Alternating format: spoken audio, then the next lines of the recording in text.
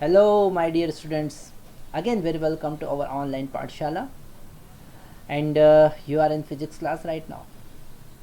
In physics class, we are starting a new chapter, which is chapter number 4, according to your NCERT class 12th physics. It is magnetic effect of current. Magnetic effect of current. और इस lecture में हमको बहुत नए नए concept देखना है. हमको मैग्नेटिक फोर्स की बात करना है, हमको मैग्नेटिक फील्ड की बात करना है. ओके. और स्टार्टिंग हम करेंगे ऑस्टेट लॉ से. ओके, तो लेट्स स्टार्ट. हम बात कर रहे हैं ऑस्टेट लॉ की. ओके, ऑस्टेट ने कुछ एक्सपेरिमेंट की हेल्प से एक्सप्लेन किया था कि अगर किसी कंडक्टर में करंट फ्लो हो रहा है, when ever current passing through any conductor, magnetic field developed around it. उसके अकॉर्डिंग उसके चारों तरफ मैग्नेटिक फील्ड डेवलप होती है. ठीक है, तो हम ये स्टेटमेंट पहले लिख लेते हैं. ठीक है, स्टेटमेंट है व्हेन करंट पासिंग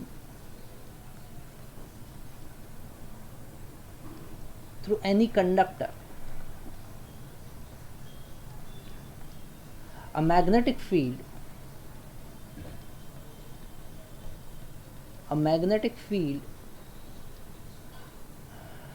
developed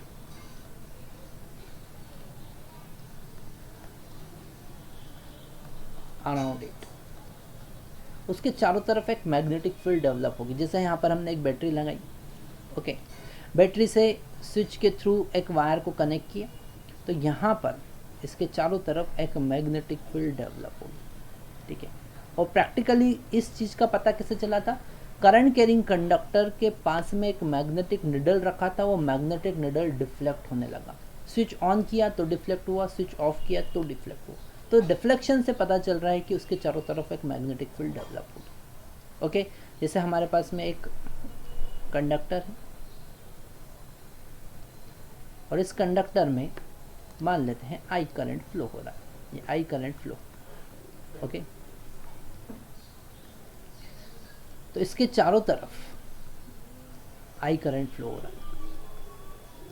इसके चारों तरफ एक मैग्नेटिक फील्ड डेवलप होगी, ऐसे circulating magnetic field develop. Okay, like that. और मैग्नेटिक फील्ड की डायरेक्शन भी हम फाइंड कर सकते हैं, पर मैग्नेटिक फील्ड की डायरेक्शन फाइंड करने के लिए हमको या तो फ्लेमिंग राइट हैंड रूल या फिर मैक्सवेल रूल यूज़ करना पड़ेगा. ओके, या तो फ्लेमिंग राइट हैंड रूल हम यूज़ करेंगे या मैक्सवेल. तो फर्स्ट एक्सपेरिमेंटली ऑस्टेड ने ये एक्सप्लेन किया था कि जब कभी किसी कंडक्टर में करंट फ्लो होगा तो उसके चारों तरफ मैग्नेटिक फील्ड डेवलप होगी. अच्छा, अगर इस मैग्नेटिक फील्ड का मैग्नीट्यूड निकालना है, आर डिस्टेंस पे अगर इस मैग्नेटिक फील्ड का मैग्नीट्यूड निकालना है और उसकी डायरेक्शन फाइंड करना है, तो उसके लिए अलग अलग लोगों ने अलग अलग कॉन्सेप्ट दिए. जैसे सबसे फर्स्ट हम पढ़ेंगे बायो-सैवर्ट लॉ. सबसे फर्स्ट हम so next concept is bio-Savart law. Okay, with the help of bio-Savart law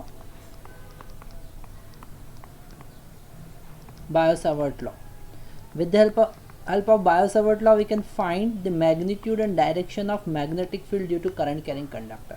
okay, जैसे हमारे पास में कोई करंट कैरिंग कंडक्टर है. ओके, इसमें आई करंट फ्लो हो रहा है. ओके, यहाँ पर आई करंट फ्लो हो रहा है. कंडक्टर हमने ऐसा कंसिडर किया जिसमें आई करंट फ्लो हो रहा है, और इस कंडक्टर के ऊपर हमने कोई डिफरेंशियल लेंथ कंसिडर किया, डिफरेंशियल एलिमेंट कंसिडर किया डी एल लेंथ का, D L vector. Okay, differential length हमेशा वेक्टर क्वांटिटी में हम रिप्रेजेंट कर सकते हैं, डी एल वैक्टर. आपको एक बात हमेशा ध्यान रखना है कि अगर हम मैग्नेटिक फील्ड के सोर्स की बात करें तो वो होगा current element. Source of magnetic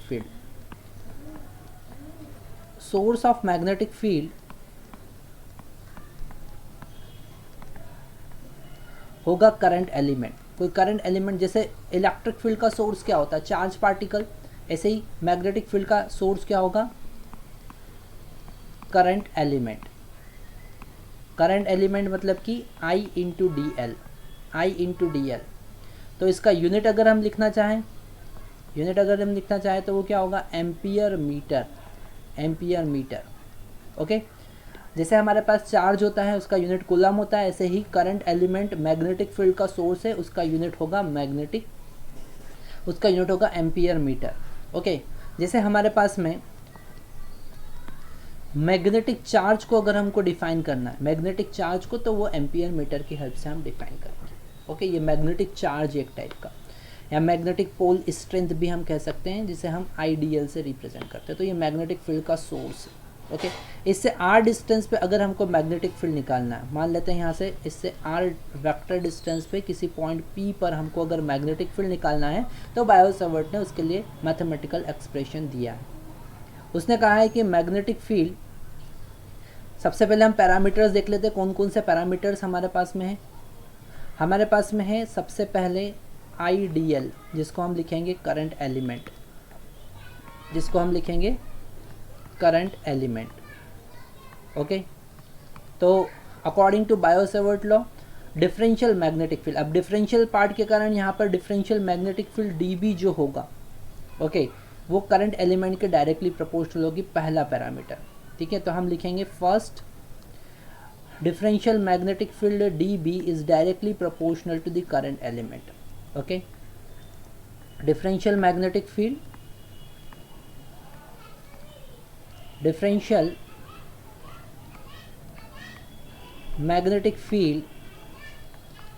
is directly proportional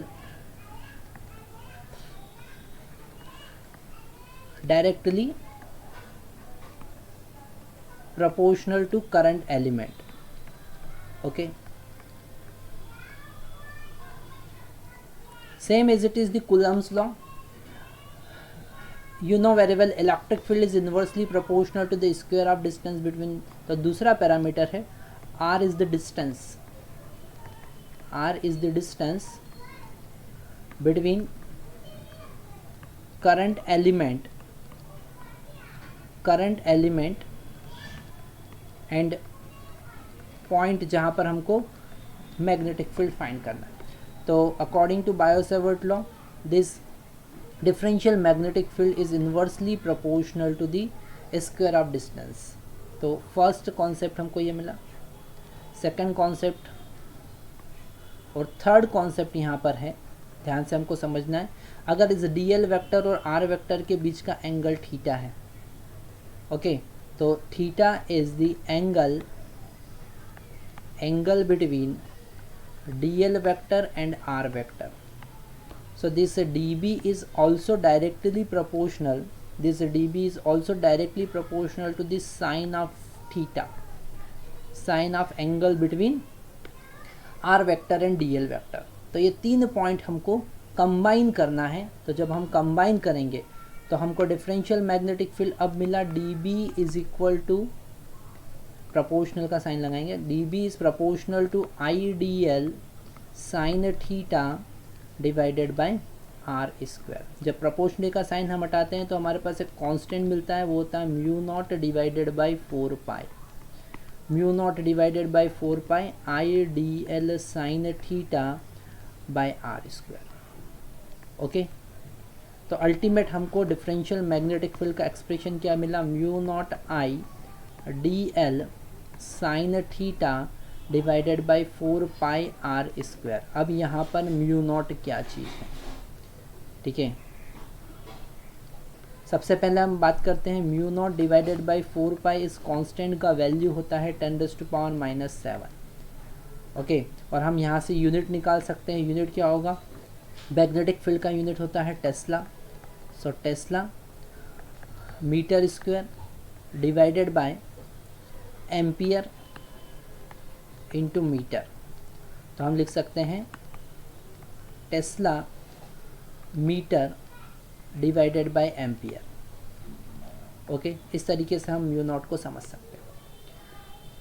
okay, तो यहाँ पर अगर हम इस म्यू नॉट का वैल्यू देखें तो म्यू नॉट का वैल्यू हो जाएगा 10⁻⁻⁷, 4 पाई इंटू 10⁻⁻⁷। म्यू नॉट का वैल्यू कितना होगा, 4 पाई इंटू 10⁻⁻⁷, यूनिट हो जाएगा tesla okay, tesla into metre divided by ampere, ये उसका यूनिट होगा। और इसको हम बाद में आपको समझ में आएगा कि हम हेनरी पर मीटर भी लिख सकते हैं, इसका यूनिट हेनरी पर मीटर भी होता है। अब हेनरी क्या चीज़ होता है वो आपको इंडक्टेंस पढ़ने के बाद ही समझ में आएगा। हेनरी क्या होता है वो आपको इंडक्टेंस के बाद ही समझ में आएगा, पर हेनरी इंडक्टेंस का यूनिट होता है। Okay, so mu naught having value, and what is the mu naught? Mu naught is the permeability. It is called permeability of free space. Permeability of free space या फिर air का permeability है। तो इतना concept हमको समझ में आया। ये हमको डिफरेंशियल मैग्नेटिक फील्ड का एक्सप्रेशन याद रखना है। dB is equal to mu naught I D L sine theta divided by 4πr²। यहाँ पर म्यू नॉट को हम कहेंगे परमेबिलिटी। परमेबिलिटी एक ऐसा पैरामीटर है जो मैग्नेटिक बिहेवियर को बताता है, किसी मीडियम के मैग्नेटिक बिहेवियर को बताता है। जैसे स्पेस या फ्री एयर का मैग्नेटिक बिहेवियर सबसे कम होता है, मैग्नेटिक बिहेवियर होता ही नहीं है, तो उसका परमेबिलिटी 4π × 10⁻⁷ सबसे कम होगा। अगर किसी मीडियम का परमेबिलिटी बढ़ता है तो वो ज़्यादा मैग्नेटिक बिहेवियर शो करेगा। तो परमेबिलिटी एक ऐसा पैरामीटर है जो मैग्नेटिक बिहेवियर को बताता है किसी मीडियम के। तो यहाँ पर फ्री स्पेस का परमेबिलिटी आपको याद रखना है, mu naught is equal to 4π × 10⁻⁷ होता है। ओके, तो हमको यहाँ पर मैग्नेटिक फील्ड का एक्सप्रेशन। नेक्स्ट हम बात कर रहे हैं how to find the direction of magnetic field due to current. Okay, तो उसके लिए हमको कॉन्सेप्ट समझना पड़ेगा फ्लेमिंग राइट हैंड रूल का। Okay, Fleming right hand rule, the next topic है हमारे पास Fleming right hand rule to find the direction of magnetic field. जैसा यहाँ डायग्राम में हमको समझ में आ रहा है कि अगर हम राइट हैंड के थंब को मैग्नेटिक फील्ड की डायरेक्शन करंट की डायरेक्शन में रखते हैं, तो जो कर्लिंग ऑफ फिंगर है, rotation of finger shows the direction of magnetic field, इस तरीके से हम सिंपली मैग्नेटिक फील्ड की डायरेक्शन को फाइंड कर सकते हैं। ओके, तो यहाँ पर फर्स्ट कॉन्सेप्ट हमको क्या मिलता है, put thumb of right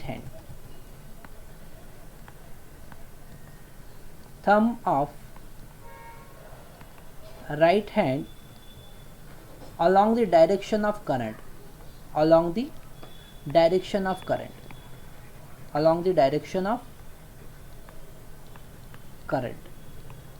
okay, ये कॉन्सेप्ट आपको हमेशा हेल्प करेगा मैग्नेटिक फील्ड की डायरेक्शन फाइंड करने में।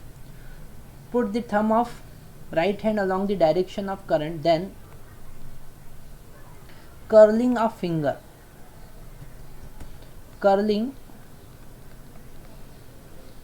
और रोटेशन, और we can say rotation of finger shows the direction, fingers shows the direction of magnetic field,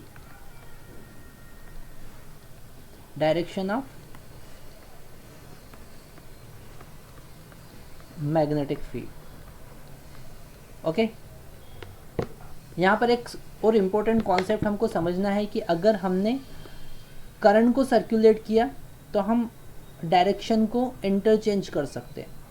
current की और मैग्नेटिक फील्ड की डायरेक्शन को इंटरचेंज करते हैं। वो कॉन्सेप्ट आपको कब समझ में आएगा, जब आप फाइंड करेंगे magnetic field due to circular coil. तो अभी हम उसकी बात नहीं कर रहे हैं, पर हाँ इसको आपको अच्छे से समझना है कि अगर मैग्नेटिक फील्ड की डायरेक्शन हमको फाइंड करना है तो हम Fleming right hand rule use कर सकते हैं। ओके, अभी हमने देखा बायो-सेवर्ट लॉ के अकॉर्डिंग अगर हमको किसी पॉइंट पे मैग्नेटिक फील्ड फाइंड करना है तो you can find by this formula, dB is equal to mu naught I D L sine theta divided by 4πr²। इसकी हेल्प से हम मैग्नेटिक फील्ड की डायरेक्शन मैग्नेटिक फील्ड का मैग्नीट्यूड फाइंड कर सकते हैं। पर अगर डायरेक्शन फाइंड करना है तो हमको क्या करना है, करंट की डायरेक्शन में थंब को रखना है। ओके, और मैग्नेटिक फील्ड को फिंगर का जो कर्लिंग होगा वहाँ पर उस पॉइंट पे फिंगर को कर्ल करना है, तो जो भी फिंगर्स की डायरेक्शन होगी वो मैग्नेटिक फील्ड की डायरेक्शन बताए। तो यहाँ पे कुछ कॉन्सेप्ट हमको समझ में आ रहा है कि अगर हम इस DL और R डीएल और आर को एक प्लेन कंसिडर करें तो मैग्नेटिक फील्ड कैसा होगा। यहाँ पर हमने ये डीएल कंसिडर किया और आर को ये आर होगा, मैग्नेटिक फील्ड हमेशा क्या होगा, उन दोनों के परपेंडिकुलर होगा, कुछ ऐसा सर्कुलेटिंग होगा मैग्नेटिक फील्ड, ऐसा गोल घूमता, ठीक है, परपेंडिकुलर होगा। तो ये कुछ पॉइंट्स हम लिख सकते हैं यहाँ पर। Direction of magnetic field,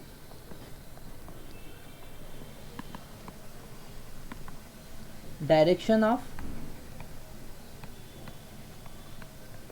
magnetic field, direction of magnetic field always perpendicular to,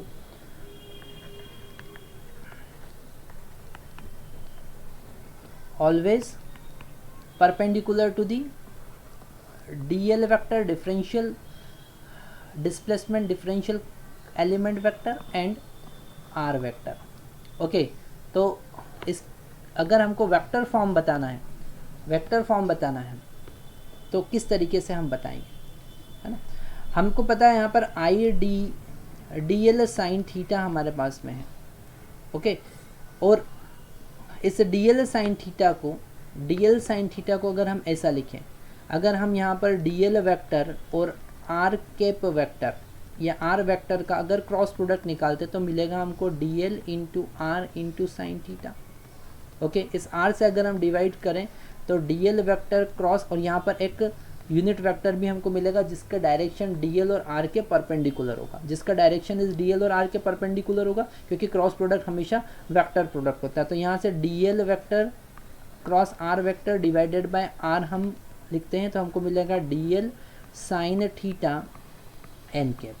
अच्छा, यहाँ पर एन कैप जो है वो वही डायरेक्शन है जिस डायरेक्शन में मैग्नेटिक फील्ड होगा। तो इस डीएल साइन थीटा, अगर हमको अब बायो-सवर्ट का वेक्टर फॉर्म लिखना, जरा ध्यान से समझना, vector form of Biot Savart law हम बात कर रहे हैं, vector form of Biot Savart law. Okay, Biot Savart के वेक्टर फॉर्म को अगर हमको समझना है, ये सारे चीज़ आपको सीरियसली समझना पड़ेंगे, ठीक है। तो बायो-सवर्ट का वेक्टर फॉर्म हमको समझना, तो हमको समझ में आ गया कि मैग्नेटिक फील्ड का डायरेक्शन एन कैप की डायरेक्शन में होगा। मतलब अब हमारे पास में जो D B magnetic field mu naught I D L sine theta divided by 4 pi R square आया। यहाँ पर हम इसे वेक्टर फॉर्म लगाकर एन कैप लगा सकते हैं, क्योंकि इस मैग्नेटिक फील्ड की डायरेक्शन भी एन कैप के अलॉन्ग ही होगी। एन कैप क्या है? एन कैप है unit vector perpendicular to the both D L and R. और अभी हमने फ्लेमिंग रूल के अकॉर्डिंग देखा कि मैग्नेटिक फील्ड का डायरेक्शन भी किधर होगा? डी एल और आर की डायरेक्शन में ही होगा। ओके, तो इसे हम लिख सकते हैं अब आई डी एल, ये D L sine theta, N cap का वैल्यू हम यहाँ से पुट कर सकते हैं। तो हमको डी बी वेक्टर मिलेगा mu naught I D L sine theta का वैल्यू रखा तो डी एल क्रॉस आर की R vector, D L vector cross R vector divided by 4 pi R square पहले से प्रेजेंट था, एक आर और आ जाएगा तो it will become R cube, ये आर क्यूब हो जाएगा। तो ये हमको क्रॉस प्रोडक्ट के फॉर्म में उसका वेक्टर फॉर्म मिला। It is the vector form of. Okay, अगर आपको इसमें कोई भी कंफ्यूजन आता है तो you can comment, you can ask any time, okay. आपके डाउट्स का हमें इंतज़ार रहता है, आप डाउट्स पूछ सकते हैं, you can comment your doubts, okay. इस वेक्टर फॉर्म की हेल्प से ही हम, अगर टोटल मैग्नेटिक फील्ड हमको फाइंड करना है, ठीक है, अगर हमको कंप्लीट मैग्नेटिक फील्ड फाइंड करना है तो उसे हम यहीं लिख लेते हैं। अगर हमको फाइंड करना है टोटल मैग्नेटिक फील्ड,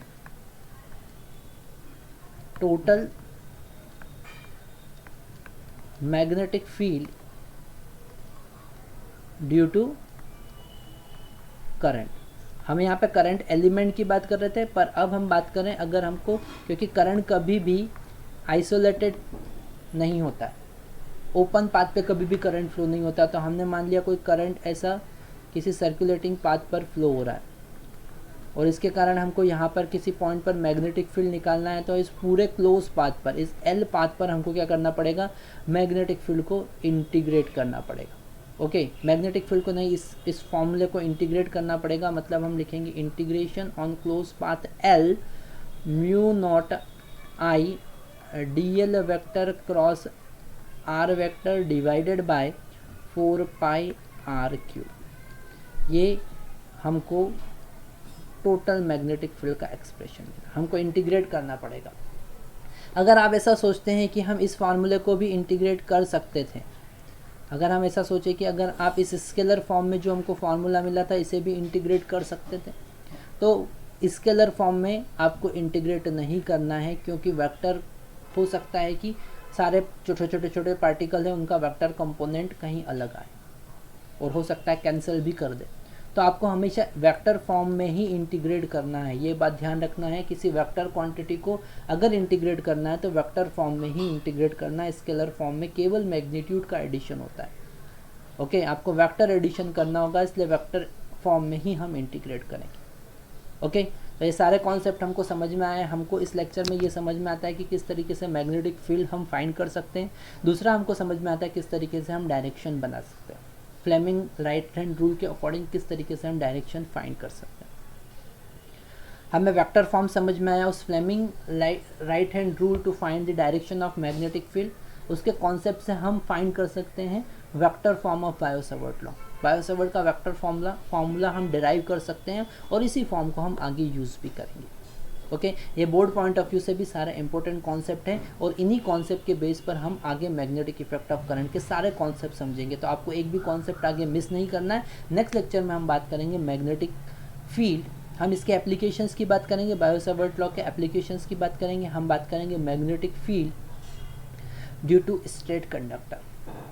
हम बात करेंगे magnetic field due to straight conductor. उसके बहुत सारे अलग अलग केस हैं, जैसे कि अगर इनफाइनाइट वायर होगा तो क्या करेंगे। ओके, इनफाइनाइट स्ट्रेट वायर होगा तो क्या करेंगे, और उसके बहुत सारे डिफरेंट केसेस बनते हैं। अगर आपने उसको राइट एंगल के फॉर्म में बना दिया, उसको आपने पैरेलल वायर, अलग अलग आप शेप बना सकते हैं, आप रेक्टेंगल बना सकते हैं, आप स्क्वायर बना सकते हैं। ओके, तो उनके कारण अलग अलग पार्ट के कारण मैग्नेटिक फील्ड कैसे फाइंड करेंगे वो नेक्स्ट लेक्चर में देखना है। तो नेक्स्ट लेक्चर आपको मिस नहीं करना। अभी के लिए इतना ही, फिर मिलते हैं, बाय बाय।